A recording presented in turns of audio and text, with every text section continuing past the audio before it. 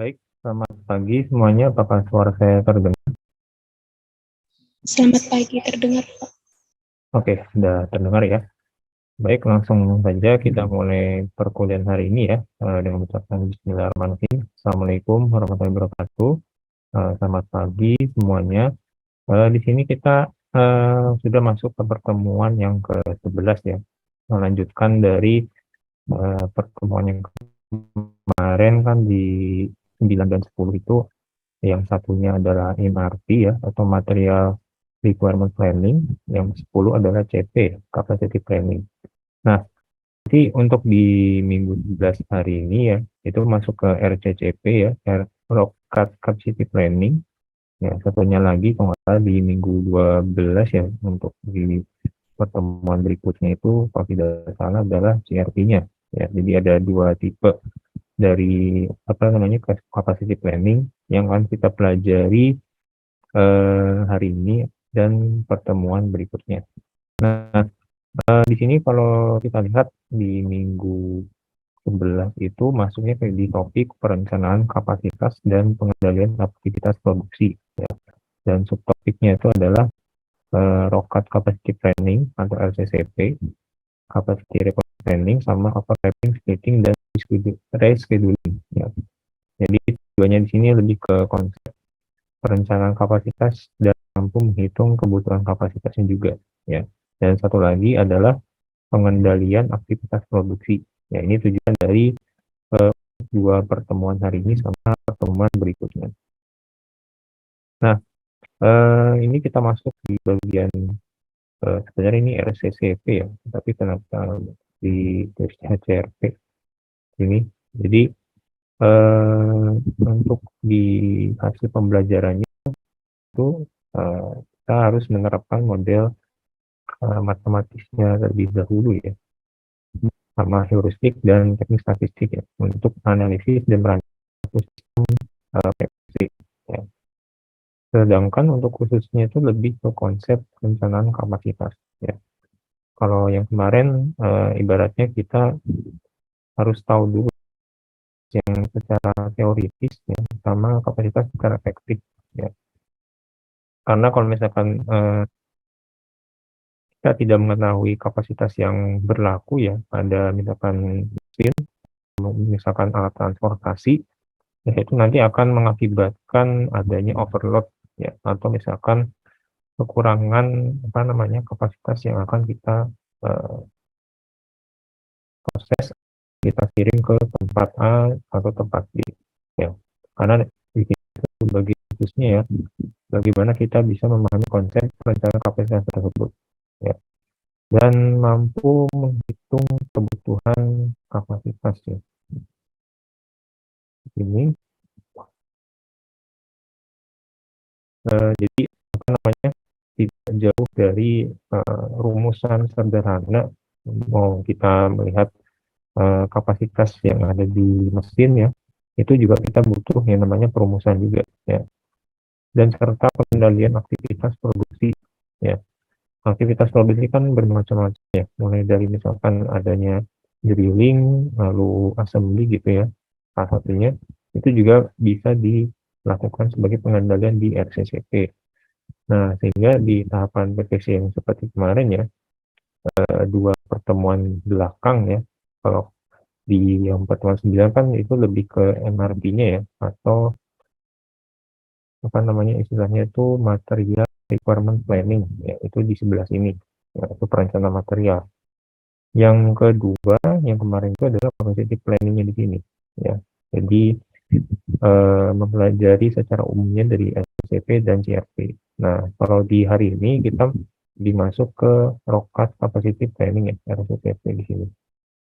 Dan satu lagi mungkin di pertemuan berikutnya itu masuknya ke CRP. Nah, bagian RCCP yang di sini ya, di sebelah kanan itu terlibat langsung terhadap yang namanya jadwal produksi induk ya, atau bahasa Inggrisnya itu adalah Master Production Schedule ya, atau istilahnya adalah MPS ya, di situ. Ya nanti akan itu kan direncanakan sebenarnya oleh peramalan dan perencanaan agregat ya. Nah, sehingga kalau misalkan sudah dilakukan MRP, nanti akan ada output dari si mas kalau nggak salah material planning ya, untuk dijadikan sebagai order pembelian, jadwal produksi dan penjadwalan ulang gitu. Ya, ini sama juga untuk execution planning, karena eh, poin yang paling penting di sini bagaimana MRP-nya itu harus sudah sangat bagus ya, di setiap perusahaan terutama manufaktur ya. Karena kalau misalkan untuk jadwal produksi salah sedikit saja itu bisa mengakibatkan overproduction ya, atau misalkan kekurangan produksi yang tidak sesuai dengan demand, itu juga bisa jadi kekurangan ya kalau misalkan salah menetapkan MRP ya. Nah, itu jangan sampai kejadian kalau di perusahaan manufaktur ya. Karena memang yang namanya manufaktur itu produksinya itu setiap hari non-stop rata-rata seperti itu ya. Dan yang bagus biasanya memang mereka memiliki 3 shift ya, 3 shift dalam satu hari. Ya, jadi mesin itu dinyalakan secara terus-menerus tanpa henti.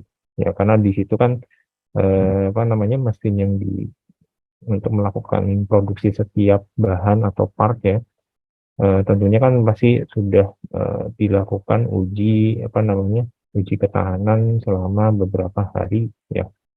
Karena di situ juga kalau misalkan salah satu mesinnya dimatikan ya, atau misalkan ada, kalau tidak satu mati listrik seperti itu kan pasti akan menyebabkan kerugian yang bisa ditaksirkan mungkin puluhan juta rupiah walaupun dalam satu hari mati ya. Itu jangan sampai kejadian di situ ya. Karena ibaratnya kalau misalkan satu perusahaan tidak memproduksi ya dalam satu hari sekalipun, ya kerugian pasti akan juga semakin banyak ya. Karena di situ kan mereka sudah mengetahui potensi keuntungan yang akan dilakukan produksi kepada calon konsumen ya.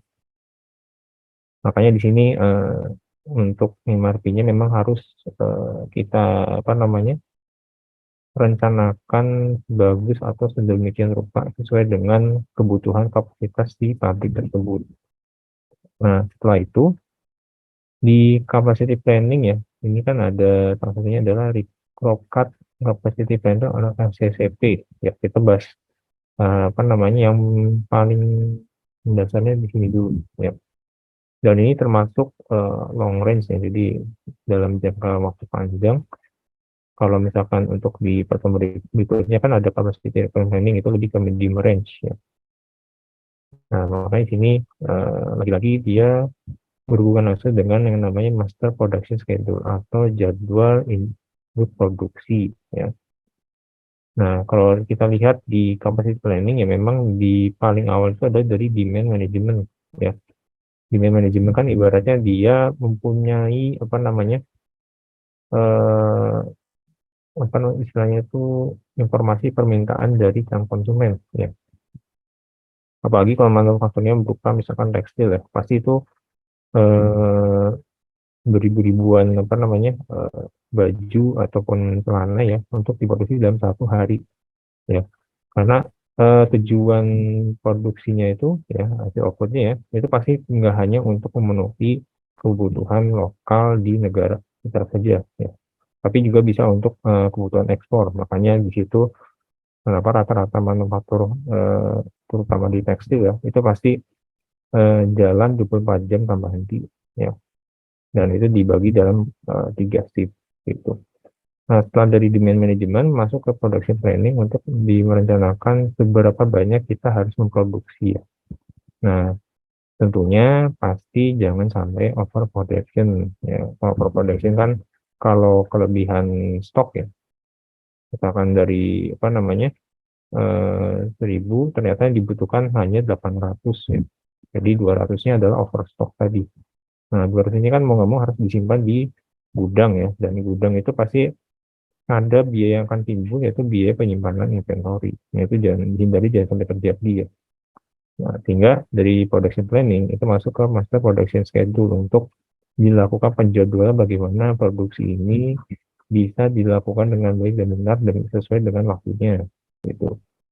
Nah, setelah itu baru masuk ke MRP ya, material requirement planning, bagaimana kita merencanakan kebutuhan material yang digunakan sesuai dengan requirement dari capacity requirement planning, sehingga nanti hasilnya adalah production activity control ya.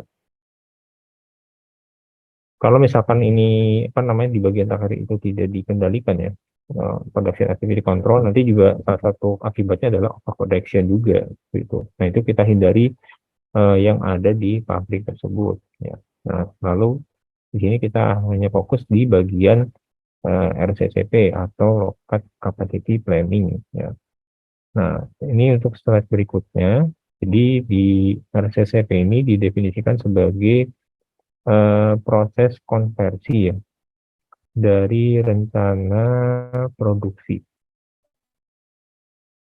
atau MPS atau Master Production Schedule ya, ke dalam kebutuhan kapasitas yang berkaitan dengan sumber-sumber daya kritis seperti tenaga kerja, mesin, dan peralatan, kapasitas gudang, ya, kapabilitas pemasok material dan parts, dan yang paling penting itu adalah keuangan si pabrik tersebut. Ya, kalau di apa namanya, biasanya kalau di manajemen proyek ya itu kan kalau faktor eh, keterbatasan yang bisa dilakukan proyek itu yang pertama SDM ya, yang kedua keuangan, yang ketiga adalah waktu. Ya, tapi kalau di sini hanya dua yang termasuk di sini karena waktu rata-rata ya tidak dimasukkan sebagai MPS atau Master Production Schedule karena di sini kita fokusnya ke dalam eh, kebutuhan kapasitas yang harus dipenuhi oleh si pabrik tersebut ya. Nah, contoh misalkan untuk tenaga kerja ya, itu disesuaikan dengan optimalisasinya ya, bukan semakin banyak itu akan semakin bagus ya. Karena kalau misalkan semakin banyak artinya kan kita harus menggaji orang sebanyak itu juga ya. Makanya di sini kita lihat sesuai dengan apa namanya jumlah mesin yang tersedia di pabrik tersebut, sehingga di tenaga kerja ini kita juga harus atur berapa jumlahnya dan jangan sampai terlalu sedikit ya. Kalau misalnya terlalu sedikit artinya dia beban kerjanya juga akan semakin banyak, yaitu nanti untuk produktivitasnya juga pasti akan terganggu ya.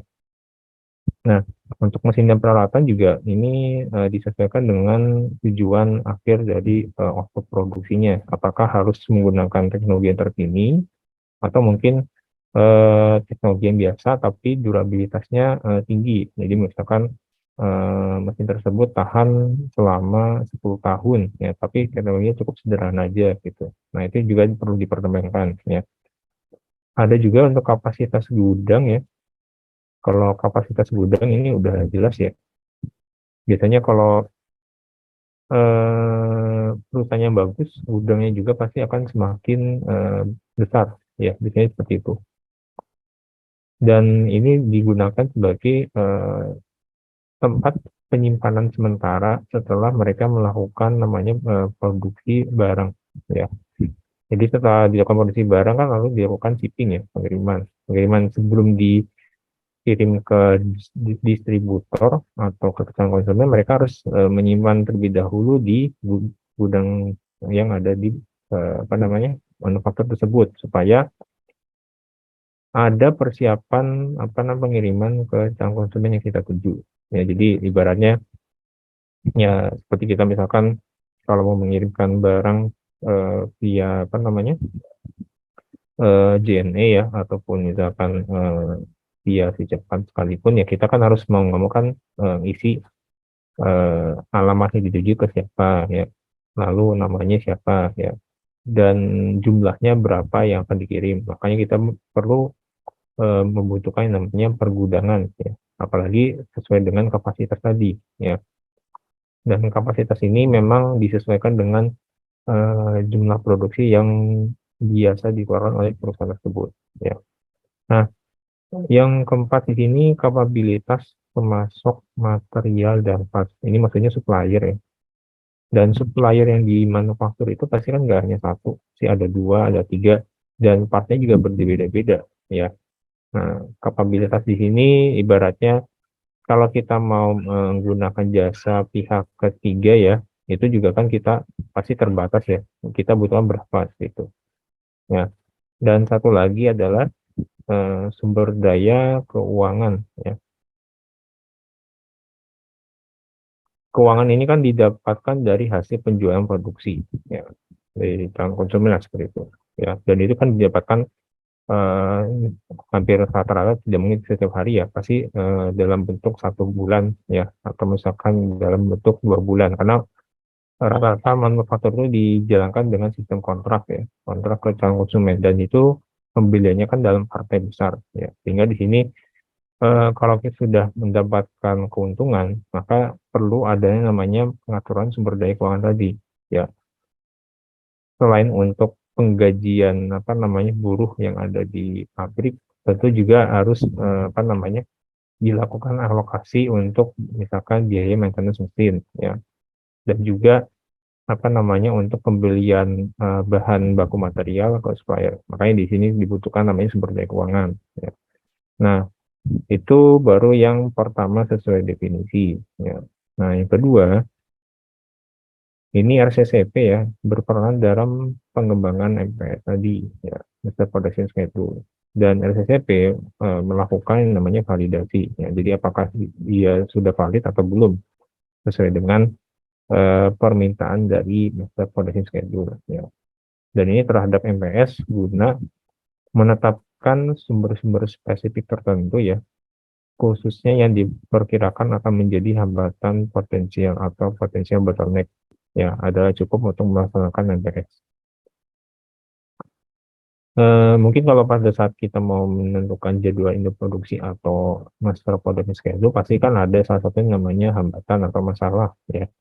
Ya misalkan seperti keterbatasan apa namanya parts atau bahan baku dari salah satu supplier. Ya misalkan bahan bakunya habis dari sananya seperti itu. Nah, itu juga bisa jadi sebagai hambatan potensi atau potensi bottleneck. Nah, bagaimana caranya untuk mengatasi tersebut? Ya, mau nggak mau kita kan harus mencari supplier lain yang bisa memenuhi kebutuhan kita, gitu. Seperti itu. Itu salah satu contoh di hambatan potensialnya. Nah, tapi juga pasti juga ada faktor eksternal juga ya untuk apa namanya dalam menjadi potensi bottleneck tadi, misalkan dari lingkungannya, apakah apa namanya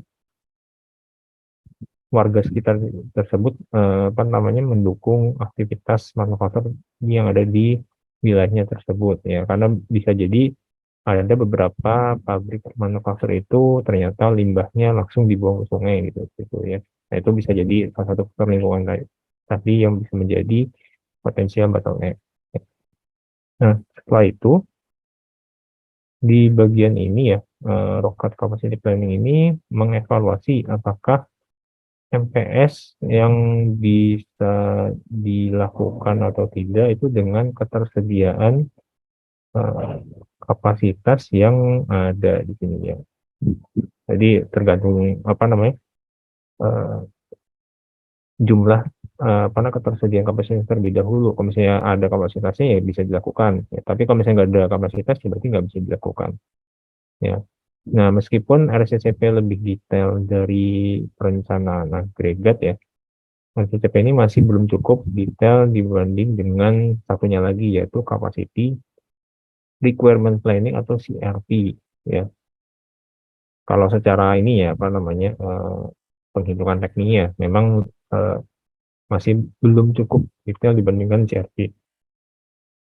Nah, sebenarnya ada 3 untuk teknik RCCP yang bisa digunakan. Yang pertama itu Capacity Planning Capacity Planning using Overall Factor atau CPOF.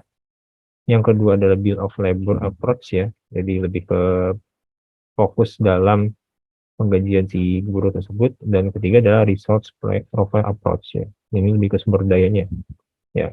Nah, tiga-tiga ini bisa digunakan sebagai untuk teknik RCCP. Tujuan dari RCCP ini lebih ke mengganti ya, bukan mengganti sih, apa namanya, lebih ke memindahkan atau konversi ya, rencana level atas, ini yang di level mungkin korporat ya, yang di high level plan itu ke dalam kebutuhan sumber daya yang dibutuhkan, ya. Misalnya jumlah mesin, ya. Ini kalau jumlah mesin kan memang mutlak ya, harus dibutuhkan oleh divisi produksi ya. Jadi harus jelas jumlahnya berapa yang akan mau melakukan produksi ya. Kalau misalnya kurang kan itu nanti akan mengakibatkan si SDM tersebut akan menambah beban kerjanya ya untuk melaksanakan rencana tersebut ya. Jadi bahasanya itu adalah terjemahan dari level korporat ke dalam level operator ya. Kalau operator kan pasti tahu ya kebutuhan yang bisa yang bisa dilakukan itu berapa gitu. Misalkan dalam satu operator tersebut mereka butuh satu mesin saja ya. Nah, itu baru satu operator. Apalagi kalau misalkan operator dalam divisi produksi tersebut ya, dan itu masih dipecah-pecah ke bagian subproduksi, itu ternyata ada 20 ya. Maka mau nggak mau kita membutuhkan 20 mesin. Ya, makanya di sini eh, tujuan NTCP itu adalah bagaimana dia bisa konversi si level korporasi ini bisa dalam bentuk level operator ya. Nah, mengkonversi penjualan dan rencana operasi ya ke dalam kebutuhan kapasitas itu kira-kira ya itu nggak mungkin sebentar ya. Dan ini minimal adalah 12 sampai 18 ke depan. Ya perlu diingat juga keuangan perusahaan itu kan tidak mungkin istilahnya adalah dalam bentuk receh ya, atau misalkan dalam bentuk istilahnya itu uangnya sedikit lah, pasti itu uangnya sangat besar ya, apalagi kalau kita membeli mesin. Makanya di sini kan dibutuhkan uang itu dalam jangka waktu panjang ya, dan itu minimal itu 12 bulan ke depan. Artinya kalau kita butuhnya sekarang, maka yang akan sampai mesinnya itu ya berarti tahun depan gitu, karena di sini kan apa namanya penggunaan mesin itu bisa di ACC itu setelah RAB-nya jadi di tahun depan tadi ya. Nah, di satu sisi memang yang namanya mencari keuangan juga kan itu lebih sulit ya di level manufaktur ya. Apalagi kalau misalkan dari calon konsumen itu belum bayar perjanjian kontraknya tadi. Ya, itu kan menjadi kesulitan tersendiri bagi perusahaan yang akan mau membeli mesin ya. Nah, ada 4 langkah dalam menyusun LCCP ya. Di sini kita lihat yang pertama itu memperoleh informasi tentang rencana produksi darinya 2 kali ya, dari MPS ya, Master Production Schedule. Yang kedua, memperoleh informasi tentang struktur produk dan waktu tunggu. Ya ini waktu tunggu apa sih? Ada namanya lead time ya. Apalagi kalau misalkan kita membutuhkan mesin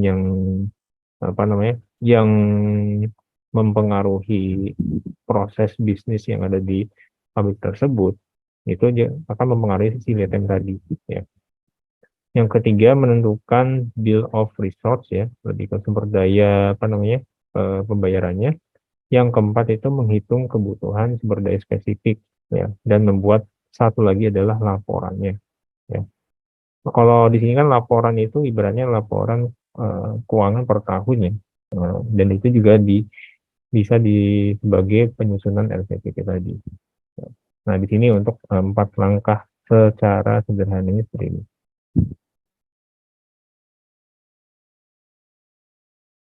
Nah, alasan perlunya RSCP ya, itu yang pertama adalah untuk menggambarkan view atau gambaran ke depan untuk kebutuhan kapasitas ya, sehingga rencana tersebut dapat divalidasi ya. Jadi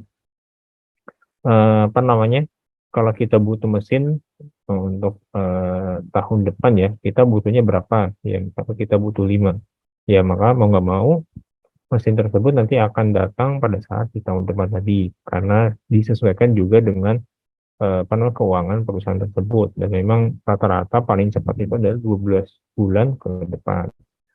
Nah, itu baru yang pertama. Yang kedua, itu untuk mengatur perubahan sebagai akibat dari perubahan pasar ya, dan kondisi manufaktur. Serta juga akibat performansi aktual yang mungkin berubah dari rencana. Ya. Nah, karena di sini yang namanya pasar manufaktur kan bermacam-macam ya, yang bisa kita alami gitu. Ibaratnya kalau di apa namanya di waktu mendekati Lebaran, pasti kan yang namanya eh, baju dan celana kan itu lebih banyak dibeli ya dibandingkan dengan hari-hari biasa. Yaitu salah satu contoh untuk perubahan pasar yang ada di manufaktur tekstil ya. Nah, kalau misalkan di luar negeri kan mereka biasanya kalau tidak salah itu lebih banyak di waktu musim dingin atau misalkan akhir tahun. Ya, kalau di sini kan agak beda ya. Di sini mendekati Lebaran, kalau di luar negeri biasanya mendekati akhir tahun. Nah, itu juga salah satu apa namanya faktor yang bisa menjadi perubahan pasar dan kondisi manufaktur juga. Ya. Nah, yang ketiga itu untuk mengkoneksikan atau menghubungkan ya cara perusahaan untuk beroperasi dengan sumber daya yang ada. Nah, sumber daya yang ada kan ibaratnya yang ada dulu ya. Misalkan mesinnya ada berapa saat ini, misalkan ada 5, tapi yang kita butuhkan itu ternyata ada 8, artinya kan kurang 3. Nah, di sini kita dengan adanya RCTP mau tidak mau ya perusahaan itu bisa apa namanya menggunakan 5 mesin tersebut meskipun terdapat kekurangan 3 mesin yang akan kita mau beli di tahun depan ya. Dan tentunya dengan 5 mesin tersebut ya itu bisa diharapkannya ya meminimalkan yang namanya waktu tunggu atau lead time yang seharusnya gitu. Karena kalau misalkan semakin banyak waktu tunggu atau lead time kan itu menjadi pemborosan ya atau waste bagi produksi perusahaan tersebut. Nah, jadi kalau fungsi RCTP secara sederhana itu adalah menjawab pertanyaan.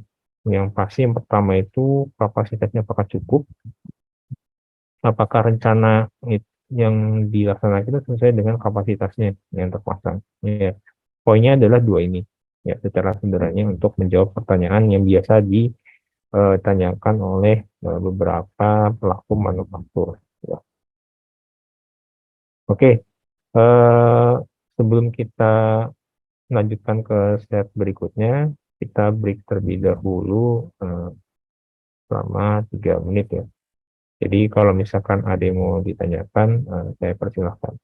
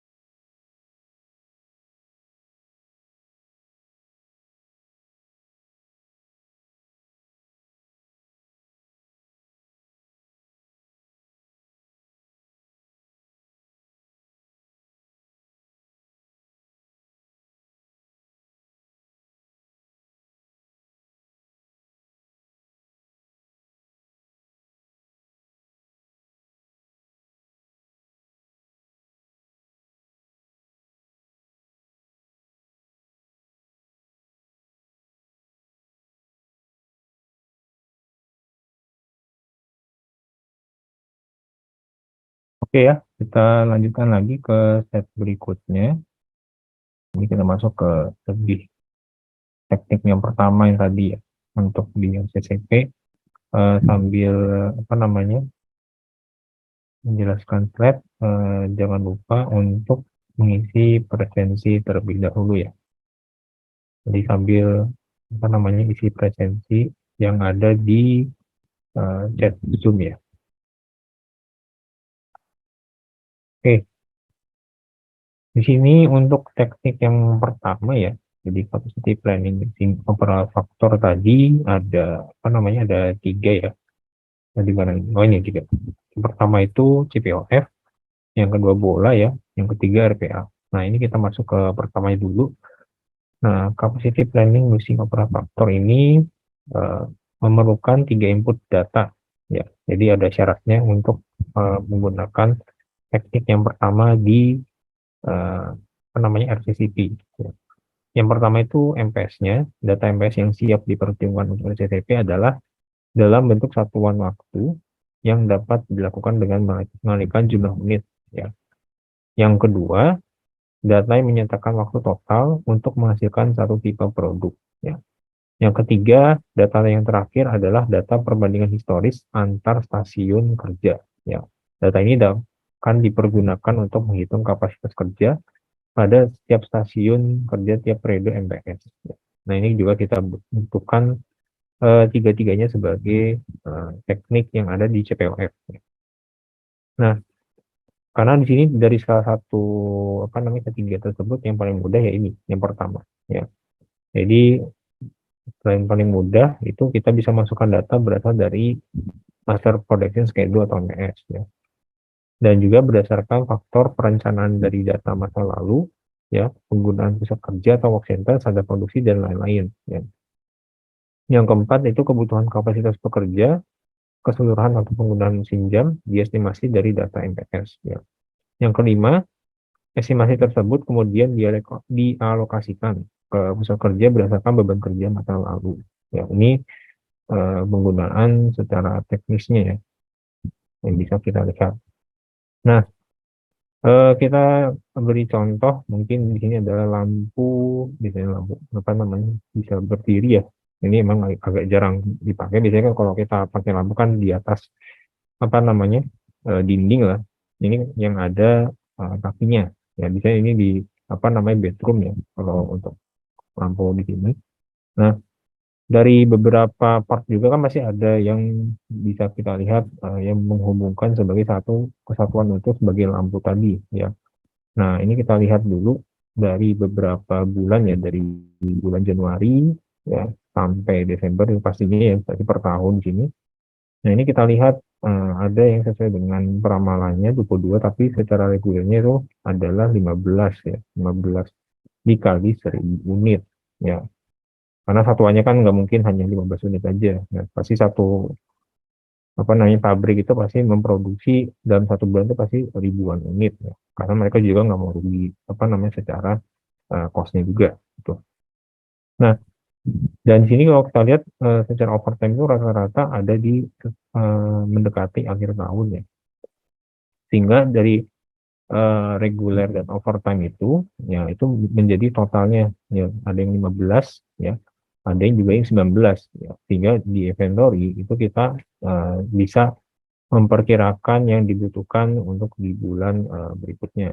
Jadi ada 15, ini 8 sampai dengan 15 lagi gitu. Ya.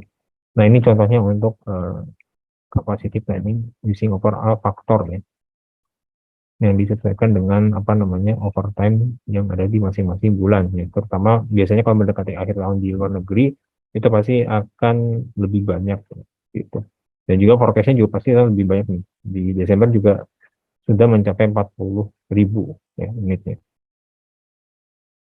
Dan untuk secara bill of materialnya itu dipecah juga sama seperti kemarin ya.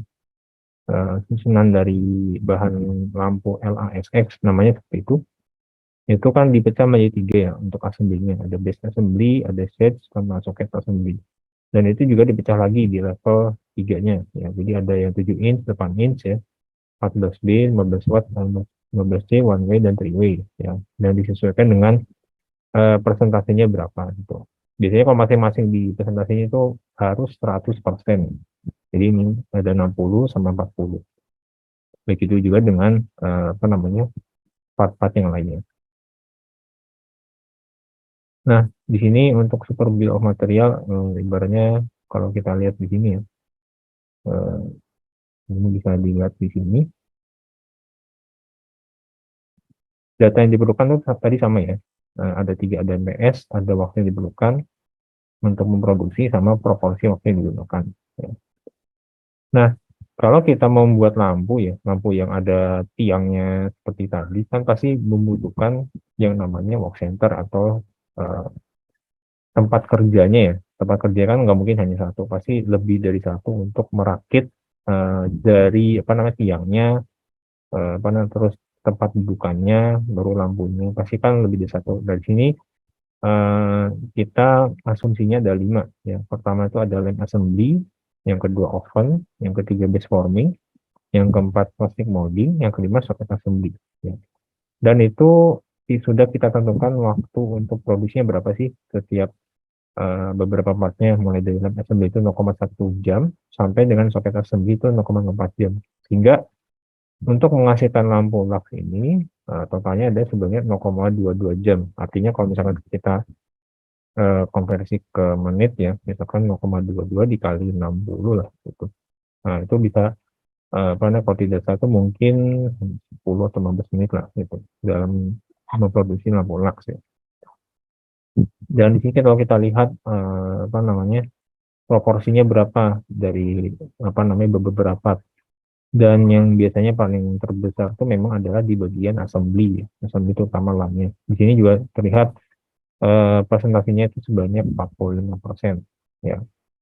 Nah, setelah itu kita tentukan apa namanya setiap bulannya berapa ya, mulai dari Januari sampai dengan Desember ya. Dan ini kita lihat total hours-nya itu ada 19.700 ya sampai 7.880 ya.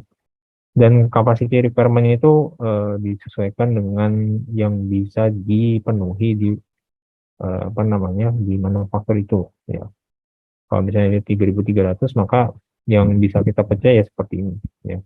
Sampai dengan 4.180 di akhir tahun ya. Bisa akhir tahun kan itu pasti lebih banyak ya untuk memenuhi kapasitas tadi. Nah, sehingga di sini kita lihat total capacity requirement misalkan untuk di bulan apa ini Januari ya. Jadi 0,22 dikali dengan 15.000 ya. 15.000 itu artinya berarti sama dengan 3.300 yang bisa dipenuhi di sini capacity requirement. Nah, yang kedua adalah historical proportion for lamp assembly, misalkan 0,1 per 0,22. Ya, artinya itu sebanyak 45% ya. Ini sama ya, seperti 0,45% ini. Dan satu lagi, lamp assembly capacity requirement ya. 45,45% ini atau 0,455 dikali dengan 3.300 ya, 3.300 yang didapat tadi di sini capacity requirement ya, sehingga yang didapat adalah 1.501,5 atau dibulakan menjadi 1.500 ya. Nah, itu kita bisa perhitungkan sebagai capacity planning using overhead factor ya. Jadi ibaratnya lebih ke kita bisa pandai untuk menghitung masing-masing perbagiannya ya. Jadi kalau misalnya totalnya itu berapa sih setiap bulannya itu, totalnya adalah 3.300 karena disesuaikan dengan 0,22 dikali 15.000 ya. Kalau misalnya ke Desember pasti kan lebih banyak tuh. Jadi sampai dengan 4.180 ya. Nah, lalu disesuaikan dengan masing-masing per jamnya tadi, misalnya 0,1 per 0,22. Nah, ini contoh untuknya di bulan Januari. Nah, ada teknik yang kedua, ini ya, itu namanya bill of labor atau bola. Ya, data yang diperlukan sama, ada 3 tadi ya sama dengan CPOF.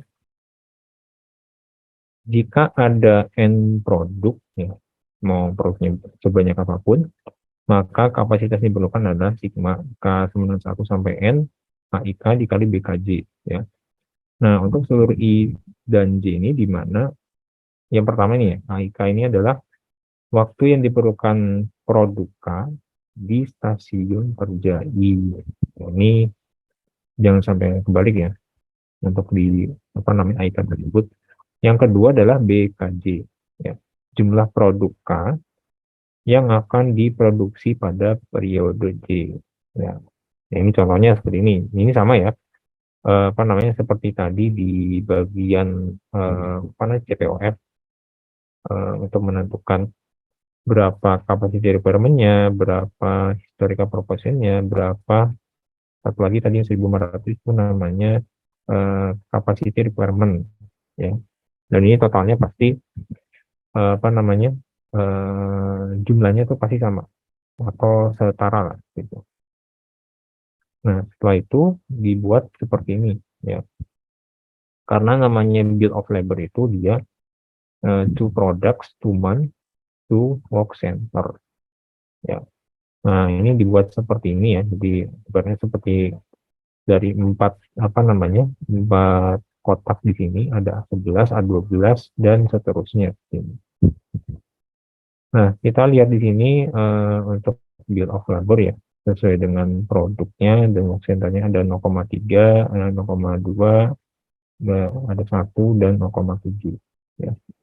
Dan ini master schedule-nya itu ada 100, 200, 300, dan 400. Dan untuk RCCP yang sebelah kanan bawah itu ada yang sebanyak 90, 140, 310, dan 480 ya. Nah, ini disesuaikan dengan penggunaan bill of labor atau bola ya.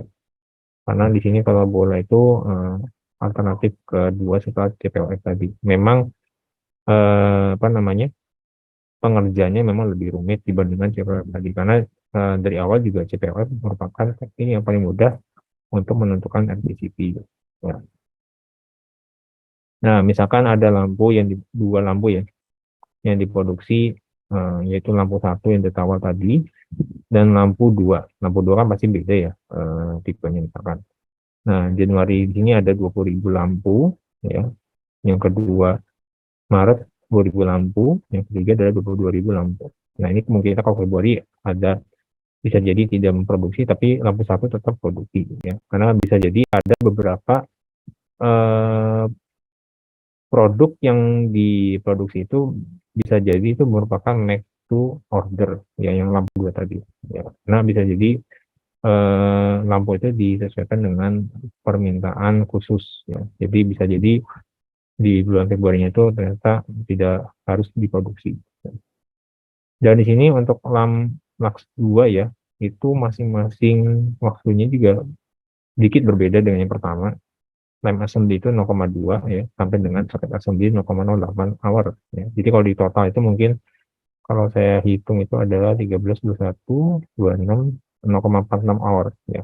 Itu hanya baru Lux 2-nya saja. Nah, itu untuk yang bola tadi ya. Jadi nanti akan dihitungkan seperti itu. Nah, ini untuk latihannya nanti bisa kalian coba ya untuk di bolanya. Yang ketiga adalah Resource Profile Approach atau RPA. Jadi metode perhitungan mirip bola ini mempertimbangkan lead time offset ya. Jadi input data itu sama dengan MPS dan resource profile tadi ya. Nah, sama tadi kalau contohnya kita menggunakan lampu lux ya, work center juga sama, mulai dari lamp assembly ya sampai dengan socket assembly. Tapi ada yang berupa datanya itu berupa namanya mount before do ya.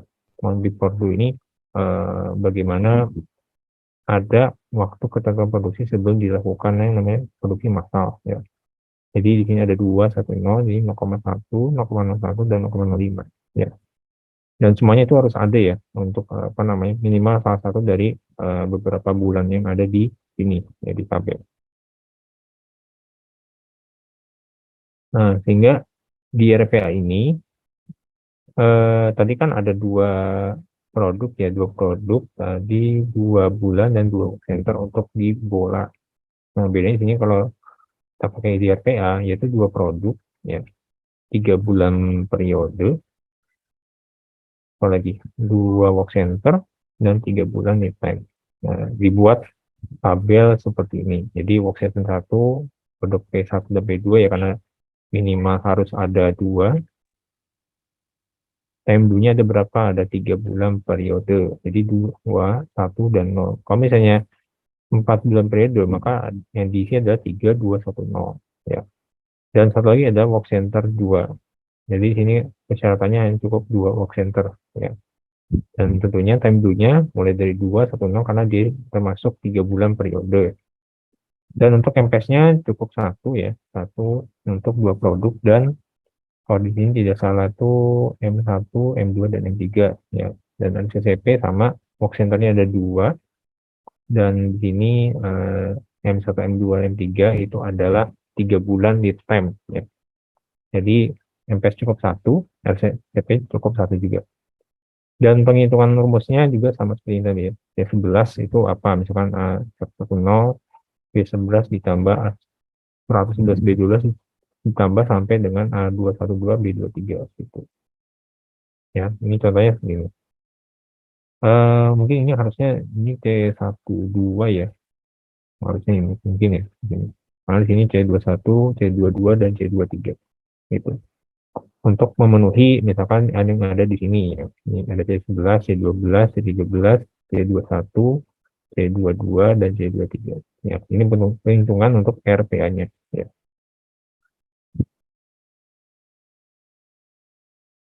Nah, jadi untuk pemilihan metode RCCP ya, yang pertama itu kan ukuran lot diasumsikan lot for lot ya. Jadi apa namanya, kalau kita bahas kemarin ya, MPS itu kan MRP, Material Requirement Planning, itu kan ada yang kita harus beli barang itu harus secara grosiran atau secara eseran ya. Kalau lot for lot kan ibaratnya kita bisa beli secara eseran tadi ya. Metode bola itu lebih direkomendasikan dibandingkan apa namanya metode CPOF ya. Ini kalau kita belinya secara eceran ya. Nah, di sini kan namanya L4L ya. Kalau di sini lot for lot. Jadi bisa beli eceran, itu metode bola bisa direkomendasikan. Ya, tapi kalau misalnya secara grosir ya bisa aja pakai CPOF karena selain lebih mudah ya, tentunya apa namanya kita menentukan keputusan juga lebih cepat gitu. Nah, kalau misalkan lead time-nya lama, baru kita menggunakan yang ketiga, yaitu Resource Profile Approach atau RPA. Karena di sini produk yang manufaktur lead time-nya lama. Contohnya adalah pesawat, lalu peralatan mesin, lalu apalagi misalkan adalah kereta api, yaitu pasti kan lead time-nya lama ya. Karena kan sekali produksi kan mereka kan memakai produknya kan pasti bertahun-tahun lah gitu, dan yang memakainya juga pasti sangat jarang ya, apalagi perusahaannya hanya satu ya atau dua lah di kereta api di situ. Kalau pesawat memang mungkin pasti kan banyak yang maskapai yang menggunakan, tapi kan jumlahnya juga nggak sebanyak apa namanya produksi mobil atau motor. Makanya di sini eh, mereka termasuk yang namanya lead time-nya lama yang bisa digunakan untuk metode RPA atau Resource Profile Approach ya. Itu cocok kalau untuk produk yang apa namanya yang sangat jarang diproduksi lah gitu. Nah, makanya di sini ketiga-tiganya ini bisa digunakan sesuai dengan kebutuhan manufaktur ya. Kalau di tekstil biasanya lebih rekomendasi yaitu metode CPF, karena biasanya kalau membeli apa namanya bahan baku material itu biasanya rata-rata secara grosiran ya itu. Nah, jadi keputusan dari RCCP itu lebih ke kapasitas yang tersedia ya. Ya sama seperti kemarin yang ada 3 itu. Itu yang pertama waktu yang tersedia, yang kedua adalah utilisasi, yang ketiga adalah efisiensi. Ini dikalikan semua sehingga menjadi yang namanya hasil akhir, yaitu kapasitas yang tersedia ya. Dan juga kita harus apa namanya membandingkan kapasitas yang dibutuhkan ya dengan kapasitas yang tersedia. Kalau yang dibutuhkan itu sesuai dengan kapasitas yang tersedia, artinya itu kan lebih optimal secara apa namanya nominalnya itu. Nah, kalau misalnya ternyata lebih besar kapasitas yang dibutuhkan dibandingkan kapasitas yang tersedia, artinya kan apa namanya, kekurangan untuk penyimpanan misalkan barang gitu. Ya, jadi istilahnya lebih lah gitu. Makanya di sini eh, apa namanya, istilahnya itu optimalnya adalah bagaimana kita bisa menyamakan kapasitas yang dibutuhkan dengan kapasitas yang tersedia gitu. Nah, alternatif untuk meningkat kapasitas baik itu mesin, baik itu ruangan ya, baik itu apapun ya. Yang pertama itu adalah overtime. Ya, overtime itu jelas untuk kalau misalkan kita mau memproduksi apa namanya, secara apa namanya, berlebih meskipun ternyata ada permintaan yang demand-nya ternyata di luar perkiraan kita ya. Apalagi mendekati akhir tahun, maka kita membutuhkan overtime di sisi SDM-nya ya. Yang kedua adalah subkon atau pihak ketiga. Ini kalau kita mau membutuhkan part yang tidak bisa kita produksi secara mandiri. Ya, jadi dari pihak ketiga tadi yang supplier tadi itu kita bisa apa namanya, melakukan namanya tender. Yang ketiga adalah alternating routing atau alternatif secara rutenya ya. Karena biasanya kalau di apa namanya, ini lebih cocoknya kalau di PTLF ya. Biasanya kalau untuk routing di pergudangan, apakah mau dirombak denahnya sesuai dengan arah apa namanya, penyimpanan barang yang ada di gudang ya. Biasanya kalau untuk pintu masuk dan pintu keluar itu pasti dibedakan secara gamblang seperti itu. Jadi jangan sampai ada satu ruangan pintu masuk dan pintu keluar itu menjadi satu. Ya. Yang keempat adalah menambah tenaga kerja. Ini kalau ternyata apa namanya, dari sisi keuangan itu sudah menguntungkan, tapi pemenuhan demand-nya masih belum tercukupi. Itu bisa dilakukan tanpa tenaga kerja ya. Kalau misalkan nambah tenaga kerja tapi produksinya masih apa namanya stagnan, itu jangan jangan sampai terjadi ya. Karena di satu sisi dari perusahaan itu harus menggaji si buruh tambahan tersebut ya. Nah, apabila jika penambahan kapasitas ini tidak bisa memenuhi capacity required atau kapasitas yang dibutuhkan, maka kita harus merevisi yang namanya MPS ya, atau Master Production Schedule, atau apa namanya istilah ini, jadwal induk produksi ya. Ya, makanya di sini lagi-lagi yang namanya kapasitas itu memang bebas tapi terbatas ya. Misalkan dari ruang pasti kan terbatas tuh. Nggak mungkin ruangnya nggak terbatas ya. Pasti ya, semua pabrik itu ruangnya itu semuanya terbatas ya.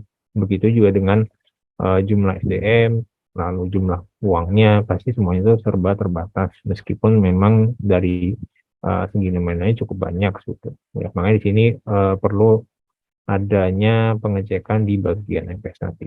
Ya, oke. Sebelum kita ke slide berikutnya, kita break terlebih dahulu 3 menit. Jadi kalau misalkan dia mau ditanyakan, saya persilakan.